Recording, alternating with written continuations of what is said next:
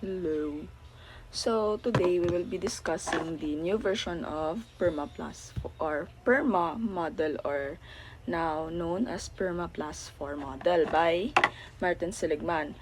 So Martin Seligman developed the Perma 4 in 2011. So Martin Seligman is known to be the father of positive psychology. He is a American psychologist. So Perma model was developed to serve as a framework for enhancing a work and work well-being and the performance ng mga workers. So this the original PERMA was consist of positive emotion, engagement, the relationships, meaning, and the accomplishments, or the achievements. So this framework is said to be the path, or path to take in order to develop well-being. It is yun yung definition ni Martin Seligman. So according to Seligman, katong 5 daw na elements nga to, or the key components, is what people needs to achieve, to have para ma-achieve ang life fulfillment or ang well-being sa workplace. So in year 2011, 'di ba, ano lang siya, PERMA model, or the positive emotion, engagement, relationship, meaning, and accomplishment. Then by 2016, gi-add ang physical health. Then by 2004, it was formed na as PERMA plus 4, which is gi-add nila ang growth mindset, work environment, and the economic security. So hi, continue. So PERMA plus 4 is consist of positive emotion, engagement, relationship, meaning, accomplishments, or also known as achievements, physical health, growth mindset, work environment, and lastly, the economic security. So according to Martin Seligman, pag you are able to attain or obtain this daw nga mga core elements, pag na-reach mo daw ni siya, or kanang pag naanakay kanang sense of joy and gratitude, commitment sa trabaho mo or sa imuhang sarili, pag-abot sa work, or kanang deeply involved ba ka, or na-absorb mo gid ba ang trabaho mo, able ka to maintain a good relationship with your friends or with your workmates. Sa meaning naman is kanang you have sense of purpose when it comes to your job. Sa accomplishment is you have achieved goals and feeling of sense of mastery. Then next is physical health, which is kanang ang health mo ba ma-prioritize mo, ang maka-exercise ba ka, maka-gain ba kag enough sleep, or maka-earn ka ba enough sleep without thinking of your job, ana. Growth mindset, or kanang you are able to adapt positively and nagagrow ba ang thinking patterns mo.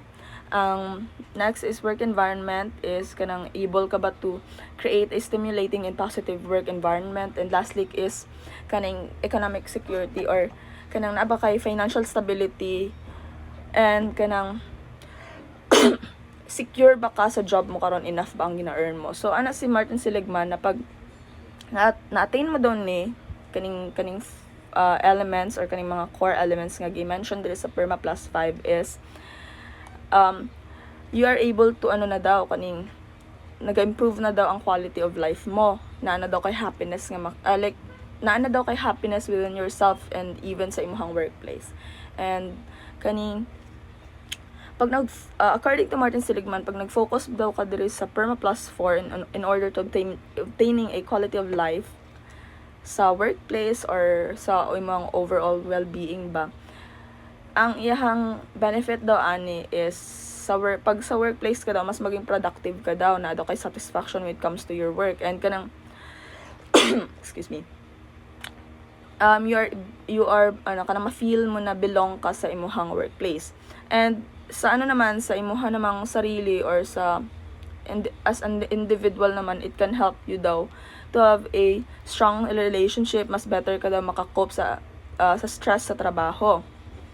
And lastly is kaning yun gani pag kanang na-attain mo ning kaning mga core elements diri is pag na meet mo na gid siya is nanakay overall na well-being and happiness na nakuha mo na daw tong ginapangita mo na kind of happiness ana si Martin Seligman. That's all.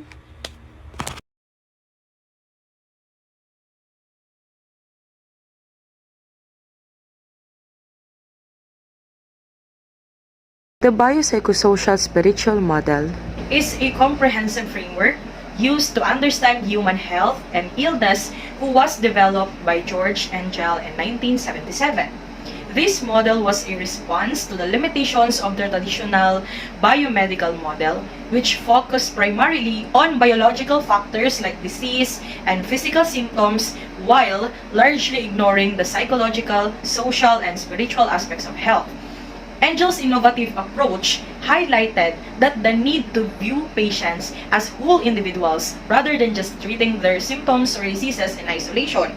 So to further explain, in this clinical practice, or the BPSS model is increasingly recognized as a more holistic, patient-centered approach, and it encourages healthcare providers to assess and treat the entire person, mind, body, and spirit rather than simply addressing the physical ailment. Now let's discuss the 4 dimensions. First dimension is the biological dimension. The biological aspect of the BPSS model involves all the physiological and genetic factors that affect a person's health. In the clinical settings, this dimension is often the focal point of diagnosis and treatment. Second is the psychological dimension. The psychological dimension of the BPSS model looks at how mental and emotional factors affect a person's health. Of course, in clinical practice, assessing a patient's mental and emotional state is crucial, as psychological distress can exacerbate a physical conditions. Third is the social dimension. The social aspect of health in the BPSS model emphasizes that the importance of the social environment in shaping a person's health. From a clinical perspective, it is essential to assess these social factors, as they can impact a patient's ability to follow treatment plans, to access resources, and also to manage their health. For example, a patient who lives in a high-stress environment or experiences some financial strain, it may face challenges in managing a chronic illness such as diabetes or hypertension.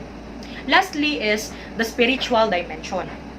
The spiritual dimension of health recognizes the role that spirituality and personal belief systems play in a person's overall well-being. So in clinical settings, spiritual care is often provided by chaplains or spiritual counselors, while not every patient will require spiritual intervention. For some, addressing spiritual concerns can be critical to healing. Now, let's move on to the progress and development of the biopsychosocial spiritual model. First is the early development and theoretical foundations. Under here is we have the biomedical model critic. Engel recognized that the biomedical model was too narrow, or it focused on physical symptoms and neglecting the psychological, the social, and cultural factors that influence an individual's health. He argued that medical professionals needed to consider these broader factors in order to more effectively treat patients. Next is holistic perspective. The BPSS model takes a multidimensional approach to health that integrates the biological, psychological, and social dimensions of care. Next is incorporating spirituality. Over time, many healthcare providers and scholars began to recognize that spirituality, whether in the form of religion or existential meaning-making or personal beliefs, it plays an essential role in how patients perceive their health and engage in the healing process. Next is increased acceptance in medical education and healthcare systems. Under here, first, we have the medical education. Today, many medical, nursing, and health programs around the world include the BPSS model as part of their training. Second is psychosocial training. Medical schools and hospitals have increasingly recognized the importance of training healthcare professionals in psychosocial care. This includes understanding the role of stress, emotional support, and mental health in the management of chronic diseases, cancer care, and in end-of-life care. Training now often includes practical tools to assess a patient's psychological distress in social environment, as well as how to provide basic mental health support or referrals to specialized professionals.